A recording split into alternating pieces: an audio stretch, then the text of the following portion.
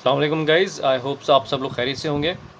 अच्छा, functions of federal board of revenue की series हम ख़त्म कर चुके हैं और उससे रिलेटेड एमसीक्यूज़ की मेरे पास रिक्वेस्ट आ रही थी और जो कि जस्टिफाइड भी है, क्योंकि हम जब एक टॉपिक ख़त्म कर चुके हैं तो उससे रिलेटेड जो एमसीक्यूज़ हम एक्सपेक्ट कर रहे हैं कि एफपीएससी हमसे पूछ सकता है, तो उसकी हमें प्रैक्टिस कर लेनी चाहिए।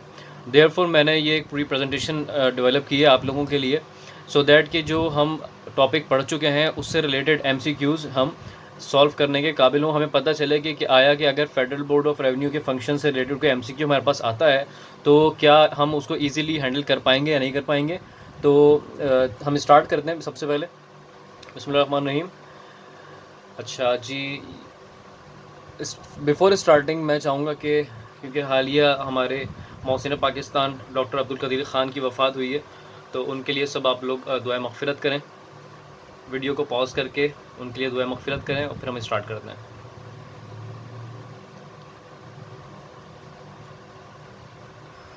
जी, एमसीक्यू नंबर 1 हमारे पास आता है, the central board of revenue became the federal board of revenue by the enactment of, यानी central board of revenue federal board of revenue कब बना, कौन से एक्ट के आने के बाद। Option A federal board revenue act 2006, FBR act 2007, C 2008, D 2009। इसका आंसर है एफबीआर एक्ट 2007। एमसीक्यू नंबर 2 है, the current chairman of federal board of revenue is. Option A Qamar Zaman Chaudhry, B Shabbar Zaidi, C Mohammad Jahanzeb Khan, D doctor Mohammad Ashfaq Ahmad. इसका answer है sir D doctor Mohammad Ashfaq Ahmad. Chairman of FBR is executive head of board और secretary of the revenue division और chief commissioner inland revenue. Chairman of FBR इन तीन में से क्या है।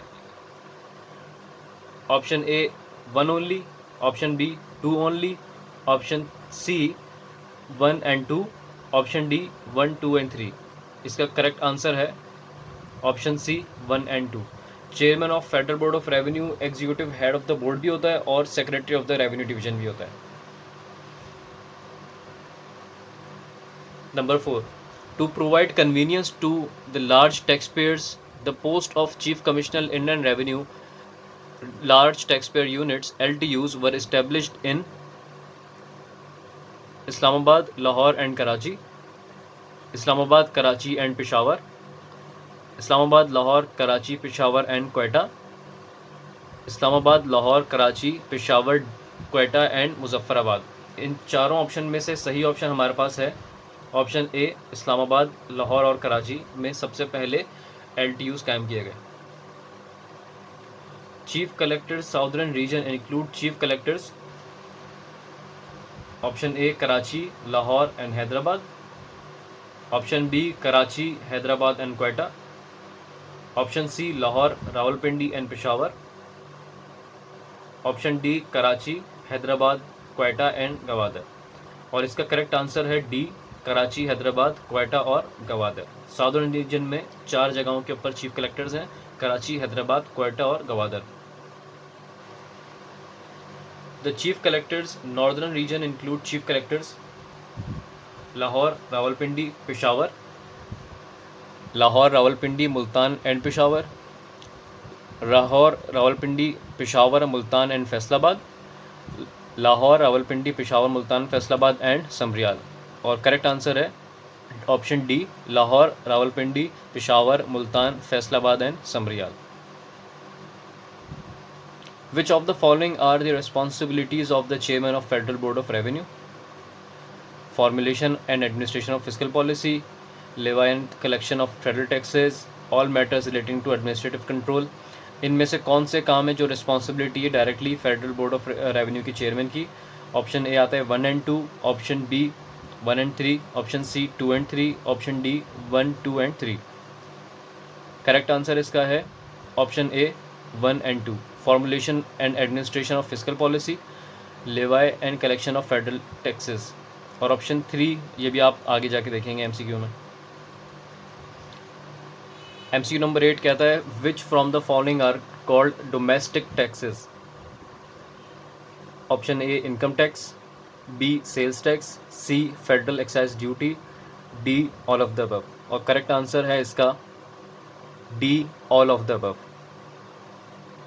MCQ 9, the Inland Revenue Wing or Federal Board of Revenue is responsible for the collection of the following: income tax, sales tax, federal excise duty या all of the above।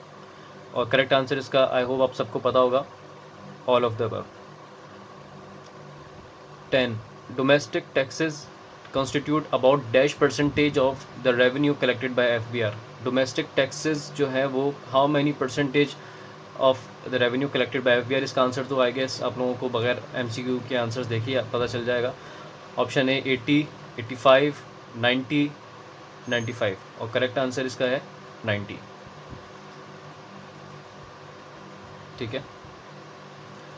Which from the following is the direct responsibility of the chairman of federal board of revenue. Direct responsibility: all matters relating to administrative control, all legal matters pertaining to the jurisdiction, quasi-judicial function of hearing of appeals, generation of revenue within jurisdiction। और इसका correct answer है सी, quasi-judicial function of hearing of appeals। ये क्या होता है sir? ये अब देखते हैं। quasi-judicial में होता है कि a proceeding conducted by an administrative or executive official that is similar to a court proceeding, a hearing। इसका मतलब ये कि जो एग्जीक्यूटिव या एडमिनिस्ट्रेटिव ऑफिशियल होता है वो एक प्रोसीडिंग कंडक्ट करता है जो कि कोर्ट के जैसे ही होती हैं। जैसे कोर्ट में प्रोसीडिंग्स होती हैं उसी तरीके से होती हैं। अ कोर्ट में review a decision arising from a quasi judicial proceeding, मतलब कि कोर्ट जो डिसीजन लिया गया है क्वाज़ी जुडिशियल प्रोसीडिंग में उसको रिव्यू कर सकती है। A judicial act perform by an official who is either not a जज और नॉट एक्टिंग इन हिज और हर कैपेसिटी एज अ जज। क्वाज़ी जुडिशियल प्रोसीडिंग के अंदर जो जुडिशियल एक्ट परफॉर्म होता है वो ऑफिशियल कोई जज नहीं होता और ना ही वो उसकी एक्टिंग कर रहा होता है, बट रीज़न बीइंग कि वो एक रेलेवेंट पर्सन होता है और एडमिनिस्ट्रेटिव एग्जीक्यूटिव ऑफिशियल होता है, तो वो एक प्रोसीडिंग कंडक्ट करता है जिसको क्वाज़ी जुडिशियल प्रोसीडिंग कहते हैं। तो हम उस MCQ को दोबारा देखते हैं कि which from the following is the direct responsibility of the FBR chairman. क्योंकि चेयरमैन अभी हमने देखा कि एडमिनिस्ट्रेटिव ऑफ और एग्जीक्यूटिव ऑफिशियल होता है, इसलिए वो एलिजिबल है कि वो क्वाज़ी जुडिशियल प्रोसीडिंग्स को कंडक्ट कर सकता है। MCQ 12, which from the following is not the responsibility of chief commissioners LTUs: enforcement और collection of revenue, facilitation of tax payers, generation of revenue with in jurisdiction, interaction with concerned ministries. इसका option का answer है option D, interaction with concerned ministries.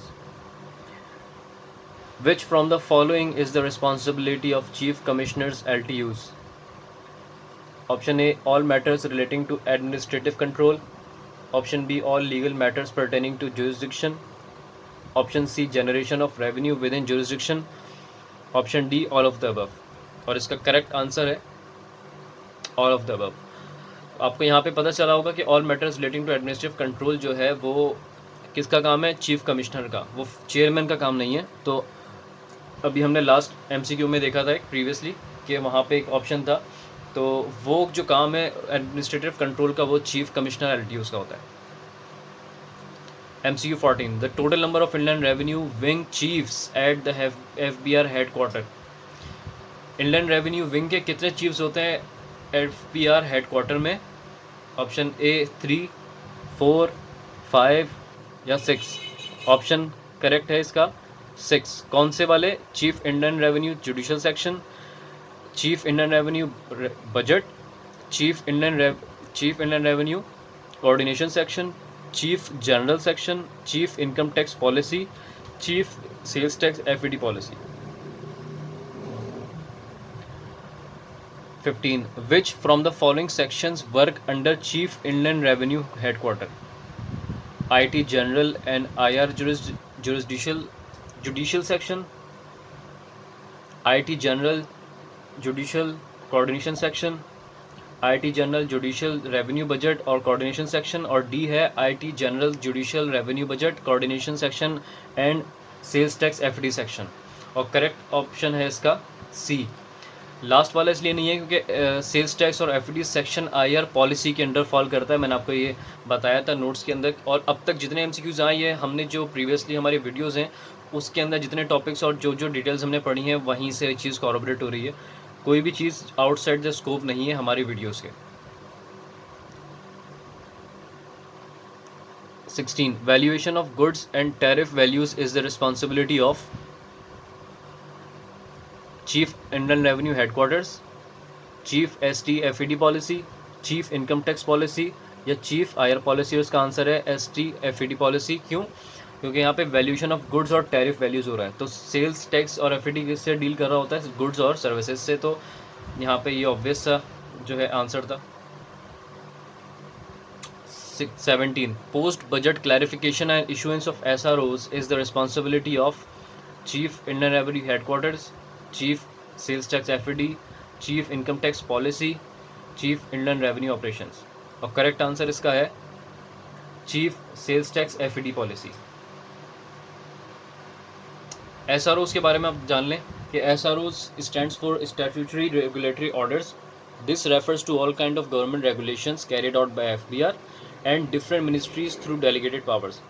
In this context, SROs are two types in terms of regulation: procedural or concessionary. 18 taxpayers registration for income tax and sales tax is the responsibility of Inland Revenue. IR general section, judicial section, revenue budget section और IR coordination section। और इसका correct answer है IR coordination section। 19 assignment and monitoring of collection targets of income tax, sales tax, federal excise duty is the responsibility of Inland Revenue। देखिए assignment and monitoring of collection targets इस पे focus करें। Option A IR general section, option B judicial section, option C revenue budget section, option D है coordination section. Collection of taxes से अंदाज़ा लगाएं कौन सा हो सकता है इसमें। आपने सही गेस किया है, option C revenue budget section. 20 matters pertaining to the income tax, sales tax, federal excise duty jurisdiction is the responsibility of.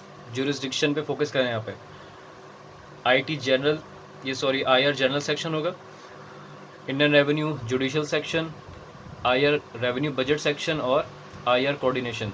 Jurisdiction में कौन सा फॉल करता है? Revenue budget section. तो हमने मोस्टली जो हमारे टॉपिक से रिलेटेड चीज़ें थी वो यहाँ पे कवर कर ली हैं।